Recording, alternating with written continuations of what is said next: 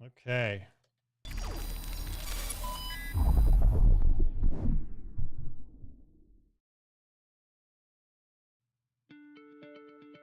Hello, everyone, and welcome to Schmidt List. I am your host, Kurt Schmidt, president and partner at Foundry. I am so excited that you are joining us today.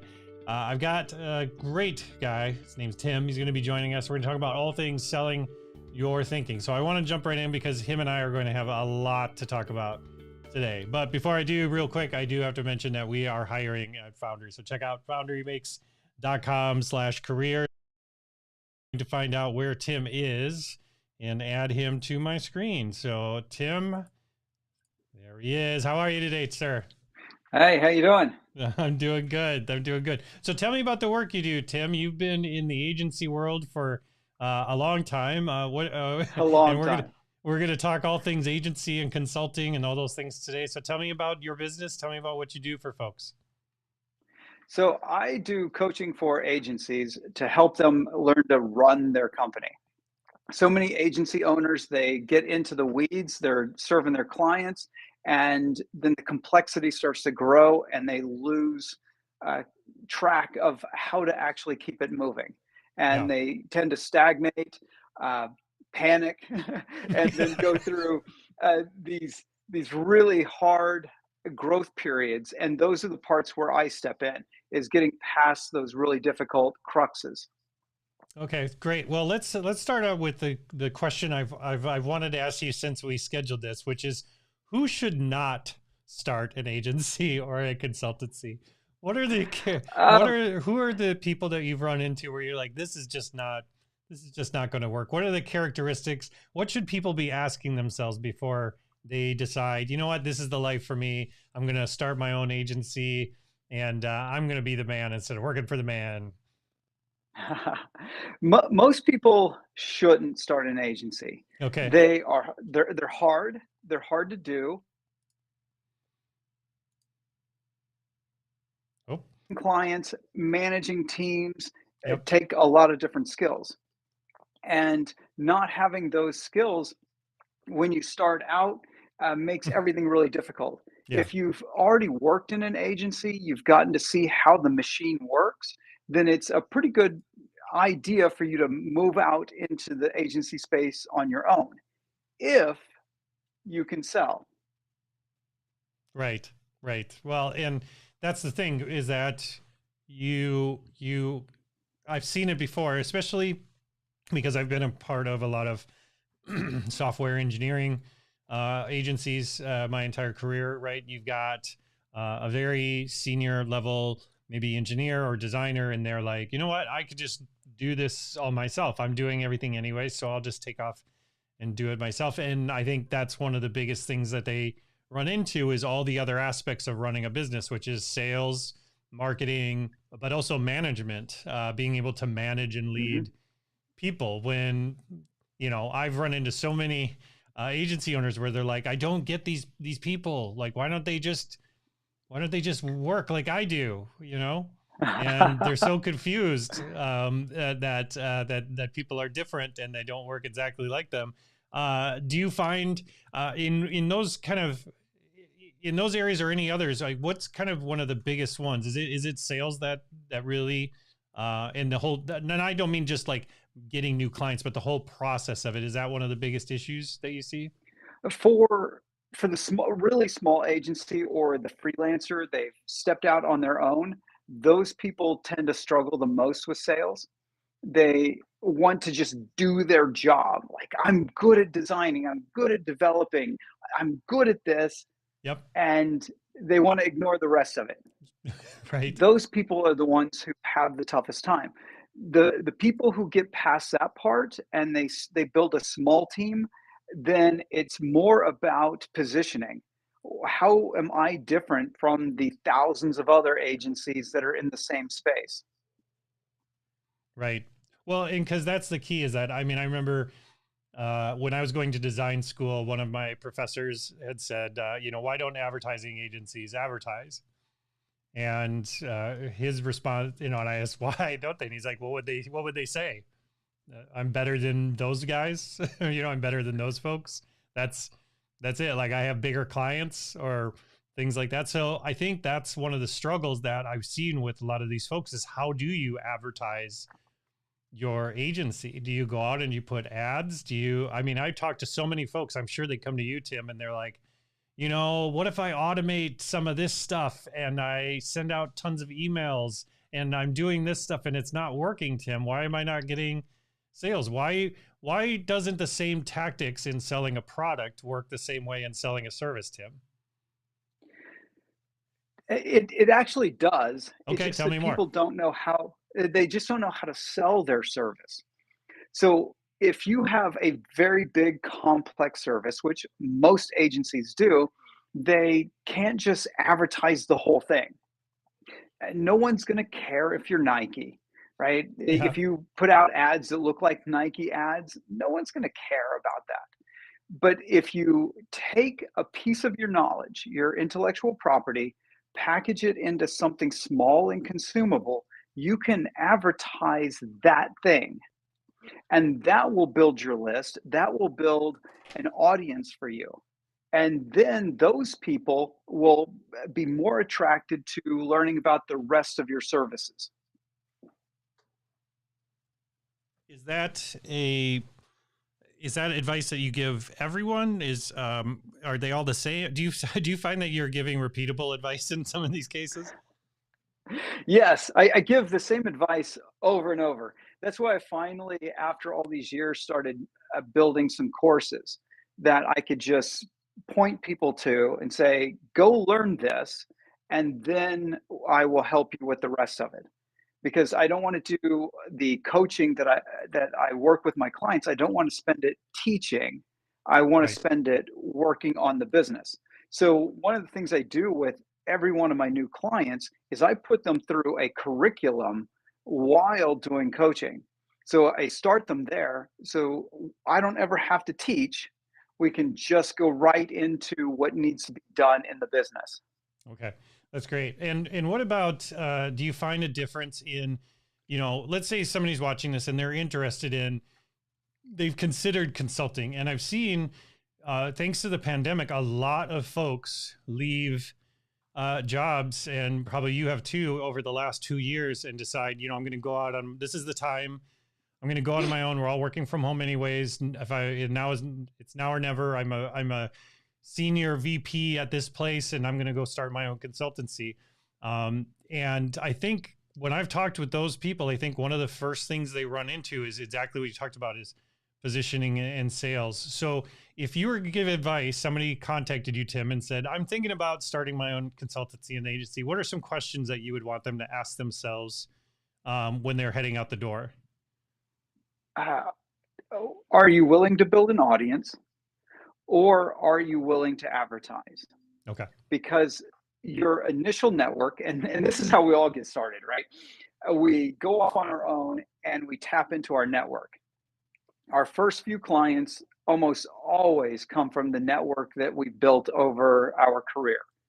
And that isn't very deep. Right. So we end up losing out on future sales because we don't build up a base of prospects. We don't build a pipeline. And the way to build a pipeline, especially in today's world, is either advertising or building an audience.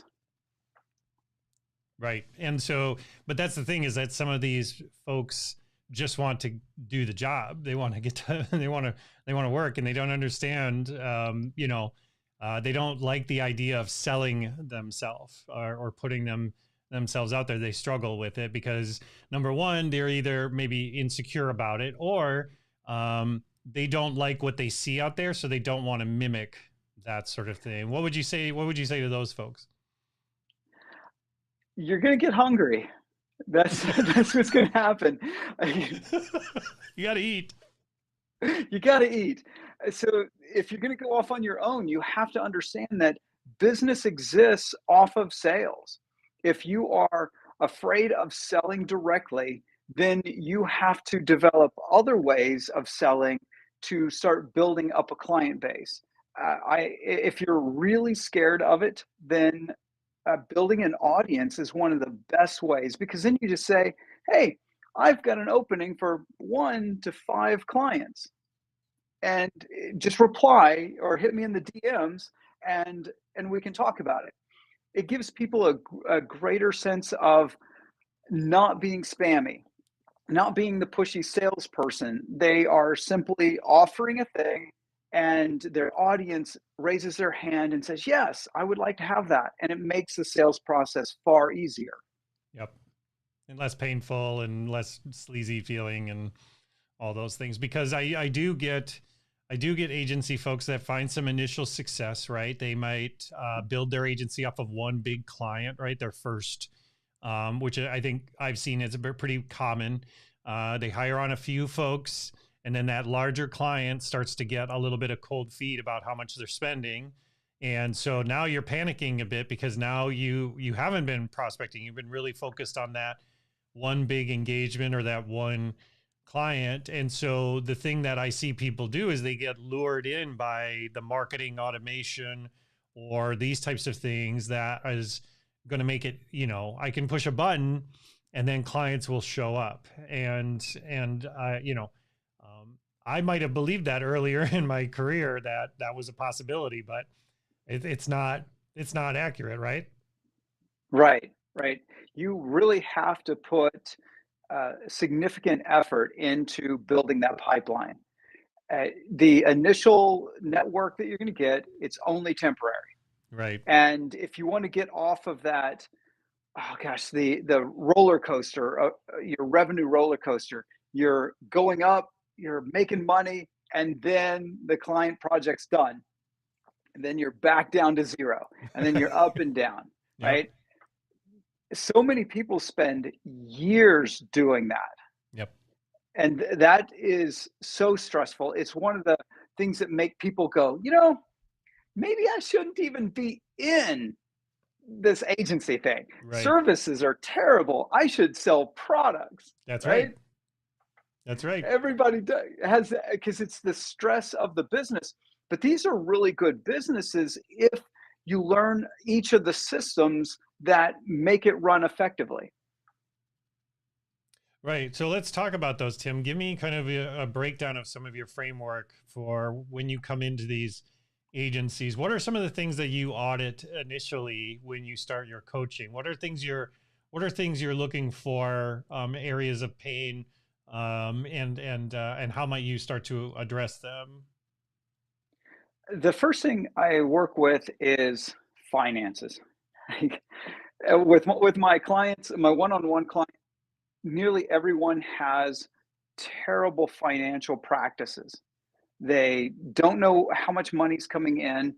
They can't forecast how much money's coming, and they don't really know what they're spending their money on.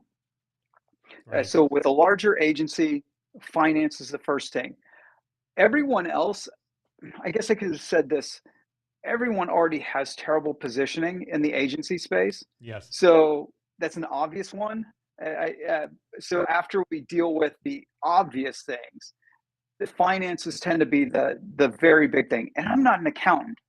I don't like doing accounting. I don't like bookkeeping, but I know just how powerful understanding your numbers are to running a successful company.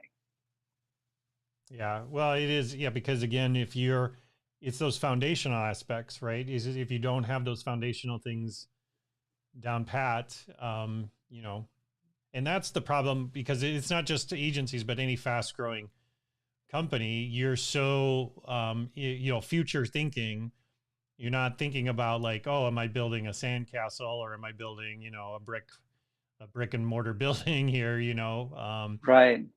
because just to your point, you can get really far out really quickly and find that, when you look back over your shoulder, that it's all funny money, because one of the things that every agency I've had to deal with is to your point about finances, it's not even just managing the finances, but it's things like A&R, like being able to get paid on time, or what do I do if somebody isn't paying me, or how do I handle those situations, because in some cases you look at it and you're like, well, the cost of legal action is more than what I would get back in the first case, right? You know, Yes. so A&R is something that having a process around that, I think, is really huge for folks. Yeah, that's why I try to shift as many agencies over to getting paid before the work. Yeah. So shifting to phased pricing, where you start a project, you pay us a certain percentage right up front, then we work. Then we Yep. go into the next phase, you pay us, then we go into that phase. So for any of the larger client work, you're not getting paid in arrears. That because accounts receivable is terrible. So you'd have, and you've got to be really specific about this in your contracts, because if you don't give them a grace period in your contract, you can end up into a bunch of legal issues with your client, especially on very large projects. So when you get to that time and they haven't paid you because for some reason they pay 30 days out after an invoice or something, you need to get into contact with them and really enforce your contract, because you don't want to just stop working. That will cause a lot of problems with your client relationship. Plus, you might start getting into the legal world, and that gets expensive. Yeah, it does. And not just for you, but if you have employees too, it's dragging everybody Right. down, right? And if you're focused on trying to get paid and not on new business, um, you you're really behind the eight ball, right? Right. Yeah. Uh, and so let's talk about maybe building that agency. One of the things that I've talked to a lot of consultants over the last year is they start to get busy and they have to think about hiring their first employee. And a lot of people immediately are like, well, I need an admin, someone to help with scheduling, someone to help with, the paperwork, things like that. What's your advice if I'm a consultant, I'm starting to get really busy, I'm starting to think, you know what, I'm going to turn this into something a little bit larger. Who do you think that first person you should hire should be, like full time? Full-time hire, I'm a big contrarian on this. I say the opposite about hiring an assistant, a VA, all that stuff. Hire for impact. Mm, So in your business, what's going to have the biggest impact on your company? In most cases, it's deliverables. So if you could eliminate yourself from deliverables, the 10 to 15 hours a week that you do admin work, it no big deal, right. because you've just all of a sudden opened up a massive channel for more revenue. That I tend to tell everybody, find those big impact points, these little hinges in a business that swing a really big door, Yeah. right? I love that. I love that perspective because again, it's if you're trying to truly scale your business, you don't want to just you don't scale your business by just freeing up more of your time. That isn't Right. the right way to go about it. One thing you did recently post on LinkedIn that I want to ask you about, you talked about unscalable, and I loved that. I loved the way you put that because I totally agree with that. Explain to me why unscalable services are so important in an agency. Intellectual property. My whole focus is around taking all the work we do, all that labor that we've done for years for our clients, and reselling it. So we put a ton of thinking into our clients' work, and developers learned this ages ago. They create code libraries that they can then repackage and apply to new clients. Agencies do this highly custom work and then never use it. Yeah. Right? That's that experience, knowledge, and insights are incredibly valuable. So we need a very unscalable work, the kind that we're going to do highly customized effort, and then we can take those insights that we gain and package it into another form. Yep.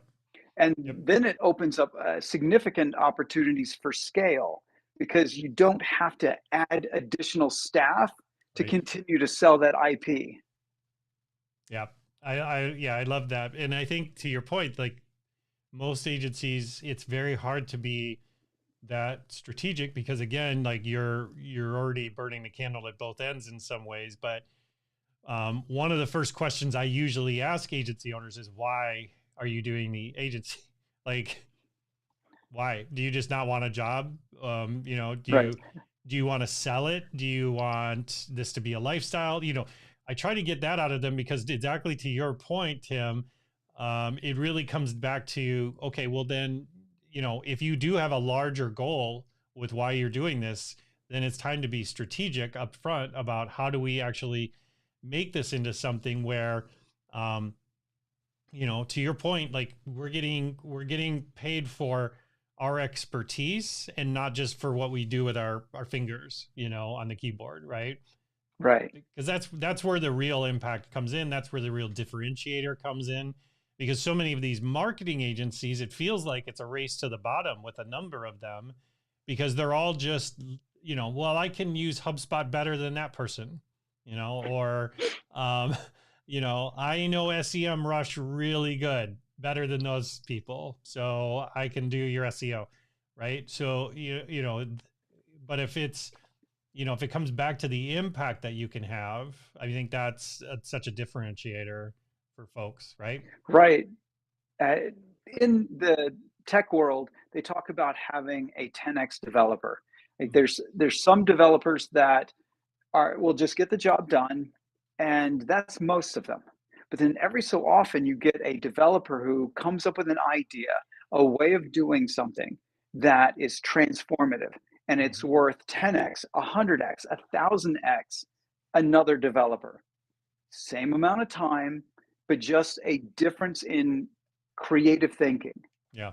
And if you are moving your agency towards uh, the lowest common denominator, those people don't have enough time to be creative, to think of something new. So in a marketing world, seeing all this highly automated work that they do for their clients, and it gets stale really fast because there's no creativity being put in. Right. And creativity is not scalable. It creates these huge spikes when they win, but you just can't keep reusing it because then its effectiveness declines. It's creative because it's new, it's novel. Yeah, and that with that positioning that you just, I mean, that kind of leads into positioning, right? So, you know, a lot of agency owners are very scared about putting a stake in the ground and saying, you know, we do really great work for orthodontists. We build the best orthodontist websites, um, but then they're saying no to chiropractors, Tim. Like, I'm just saying no to money, right? I, sometimes. So I'm not a niche guy. I kind of niching was great advice 15 years ago, Yep. maybe as much as 10 years ago. And then all those niches got flooded. Yeah. So niching is no longer sufficient advice for today's world. You need to have specialization.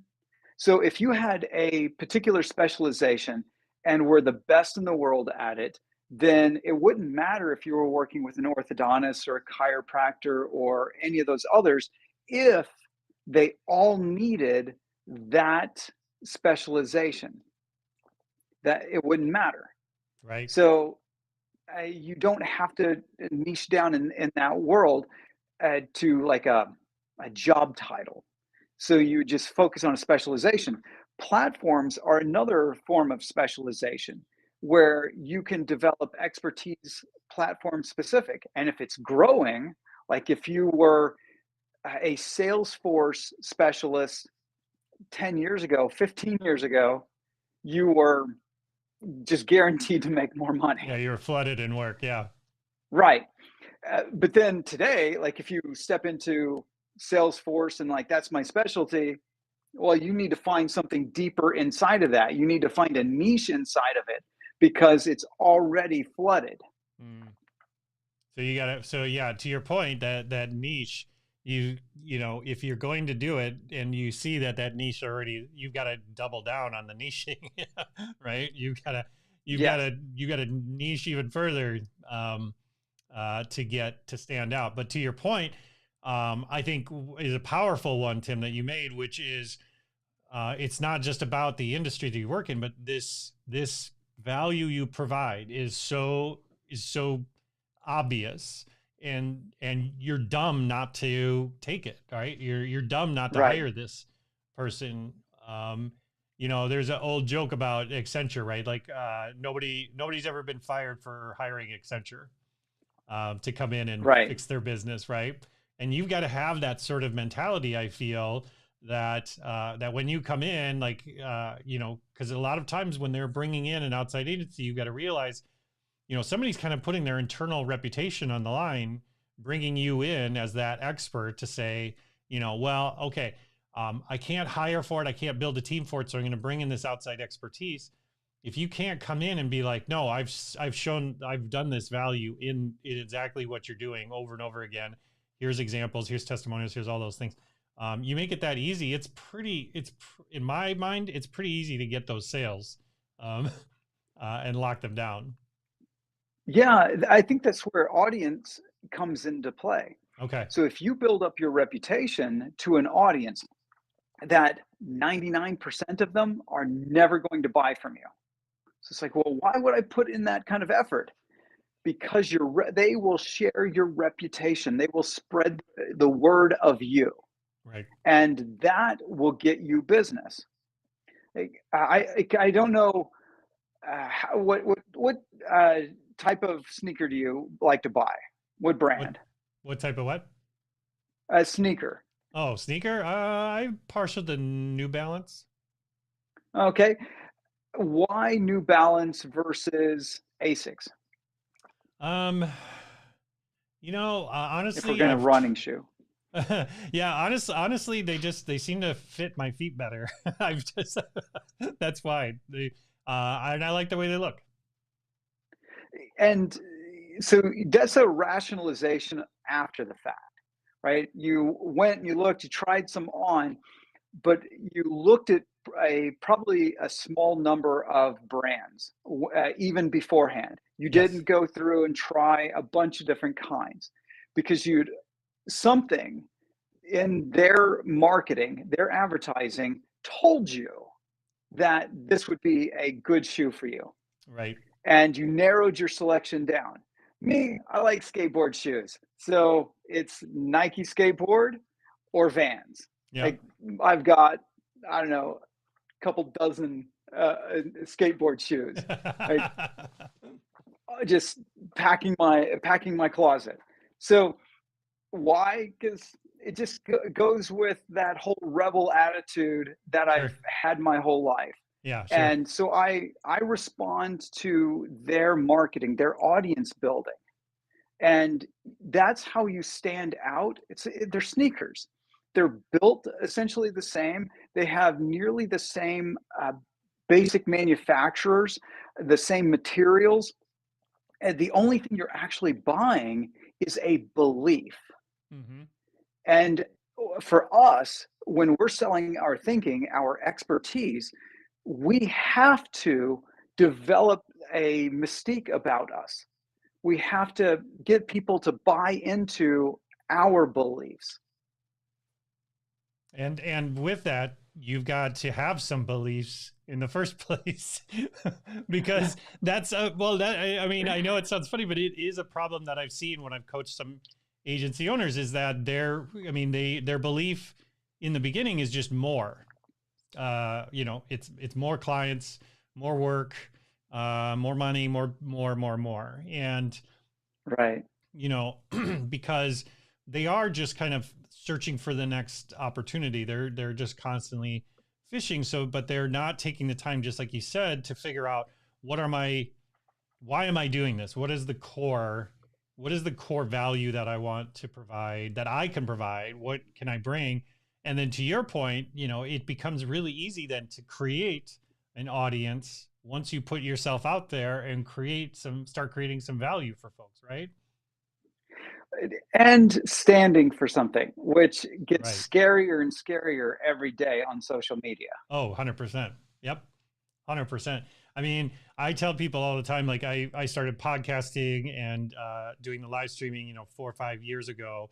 And the scariest places for me have always been like Twitter and TikTok, because I have to be super concise, and I'm a big talker. I love to ramble and go on and on.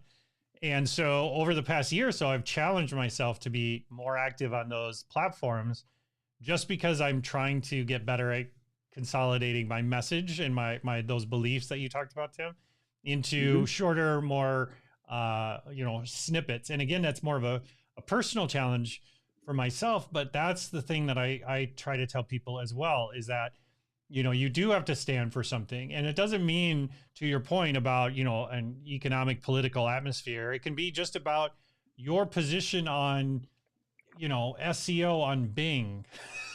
You could have what I mean? You could just have a position and a plan, and put it out there for folks and share it with people. But that's the thing I think people forget, is that, just to your point, they're hiring your agency to make them look better, not Yes. necessarily, if you're a staff augmentation company, they're hiring you to put butts in seats. That's different. Um, So I'll say something about that. Yes, you're being hired to make your client look better, but don't take a client that doesn't make you look better, right. because it's a symbiotic relationship. The Hmm. work you do for a client is also going to get you new work. So if you take on clients that you don't want to tell people about, well then Right. you're probably going to get more Yep. of those clients, and you're not going to like what you do. Yep. Uh, So if you take on clients that you are going to be proud of the work that you do, you're going to make them look good. And in the process, it makes you look good. It shows off your expertise. Yeah, right. And again, back to your point, that's standing for something. That's saying, cross this line. Going to, I'm not going to do that work. I mean, I remember being in an agency 15 years ago, and Playboy showed up and wanted their site rebuilt, and the owners were like, "This is a multi-million-dollar project. We're going to say no to, because it's not what we want to do. It's not the area we want to focus on."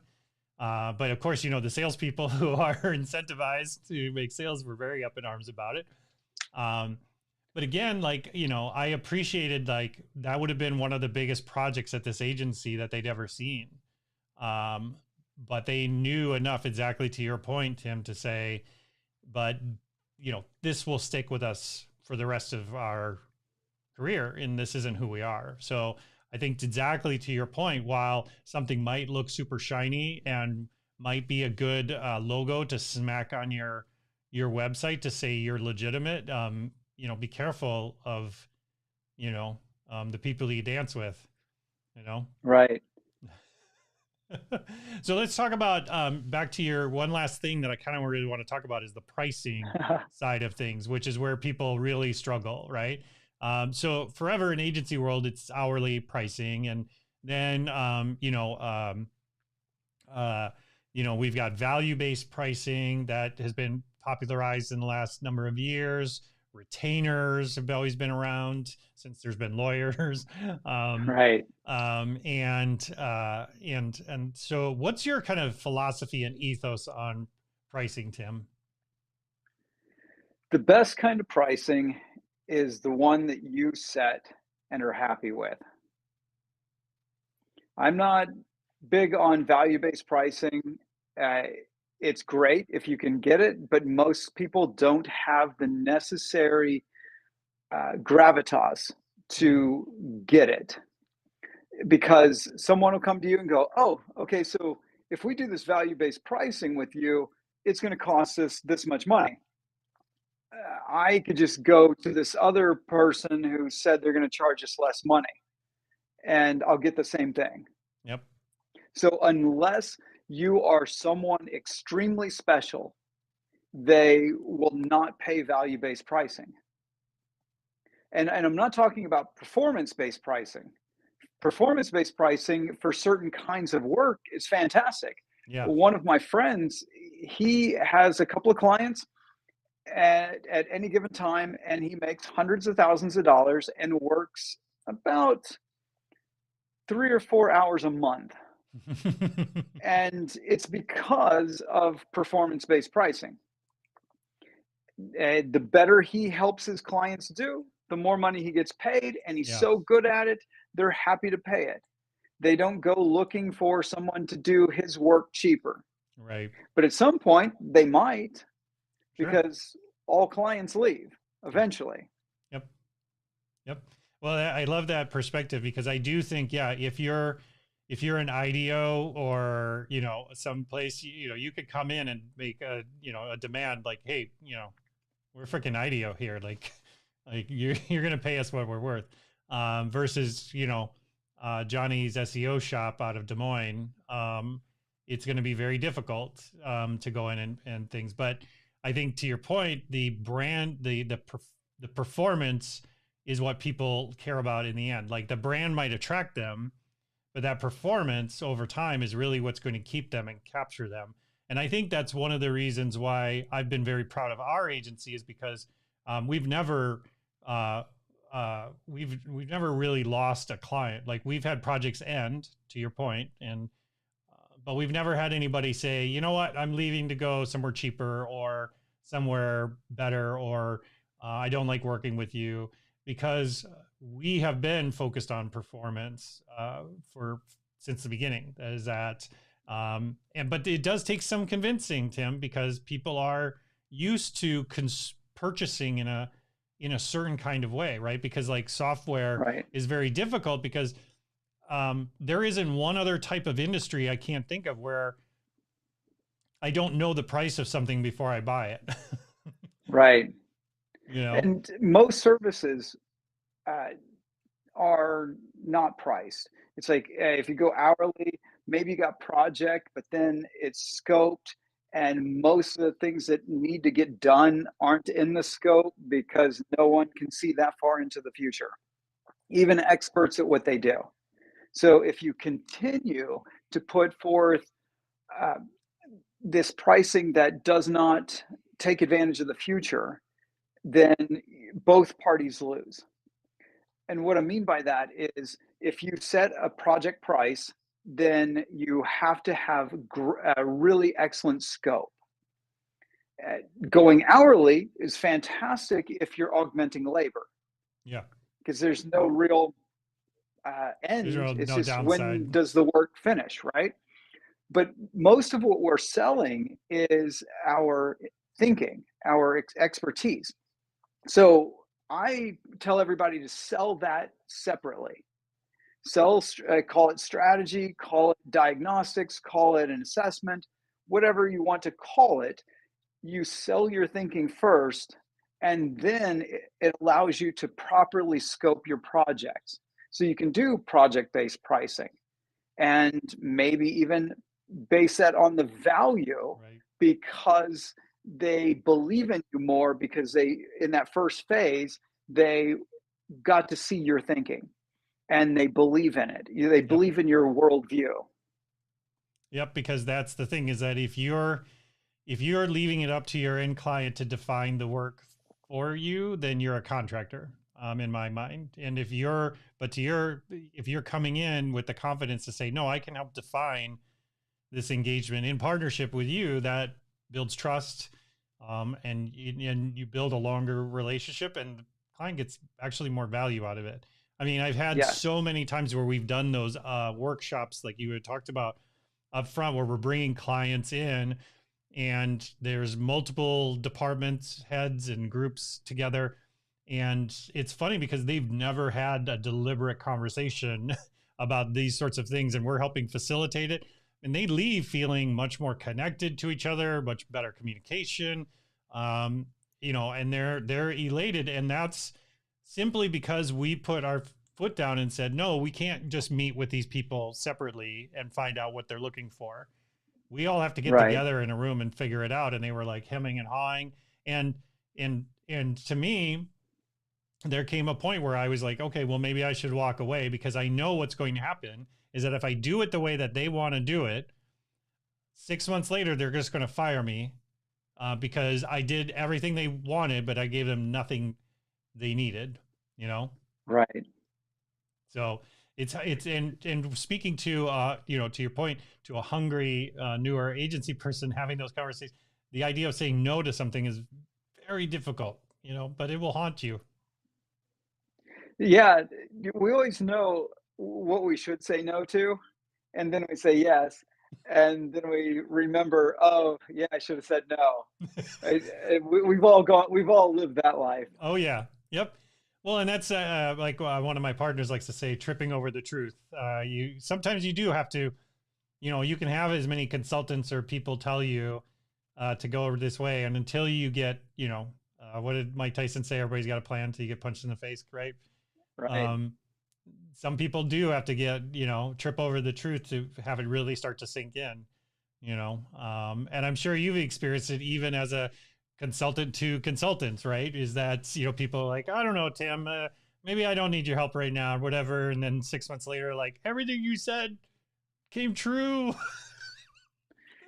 Yeah, Help us. I do get that a lot. So I try to put a lot of effort into vetting who I take on as a client, Sure. Yeah. because the work I do is so intimate into building their business that the wrong clients, we just end up butting heads, Yeah. and I can't actually help them. And so nobody gets any value. Right. Yep. But if I pick the right client, then we both have a great time. I get to put forth my greatest creativity, and they get exponential growth. So Yep. it's a win for Win-win. everyone. Yep. It's win-win. And which is, again, what the goal is that they're trying to provide to their clients, right? So Mhm. many people that I talk to, they just love the idea of people seeing the work that they're producing and being happy with it. And it's just such a wonderful business and feeling to get into. But to your point, if you're not very intentional about what the work is that you're doing and the work that you want to do up front, that happiness is going to go away pretty quickly. Very quickly. All right, Tim. Well, I could talk to you all day because I feel such a kinship with you, but I appreciate you taking the time. And you've got an amazing YouTube channel, which I suggest everybody watching, check it out. I will have links to all this stuff in the description after the show. So Tim, but if I want to connect with you, where are you most active? Where's a great place where I can find out more about the work you do and follow you? The best place would be on LinkedIn to connect with me, because I uh, communicate with a lot of people on there, and I'm putting more content in written form on LinkedIn. So that's a great place to use the DMs there, Great. and it's easy to find me. It's like put in Tim Conley and look for the long-haired hippie dude. Right. There's not too many people on LinkedIn who look like me. Yeah, I suppose not. Well, maybe not in the consulting space, but see, that's again, you gotta lean into your personal brand, right? Exactly. That's right. Well, Tim, thank you so much again for taking the time. I love the work that you're doing. It's very much needed for folks out there. So I encourage anybody watching this, even if you just got questions and you want to learn more about, like, Tim is open to a conversation. Shoot him a message and chat with him. So thanks again, Tim. I am looking forward to our next conversation. All right. Thanks for having me, Kurt. Thank you. All right, folks, thank you for taking the time to join me today. I just enjoy talking about all things agency stuff with Tim. He's great. He's a fantastic guy. So if you haven't liked and subscribed and all the things, by the way, we're hiring at Foundry. Check out hiring, foundrymakes.com. And we got another show this week. So check out, follow all the things, do the stuff. Thank you for your time. I appreciate it. Have a great day.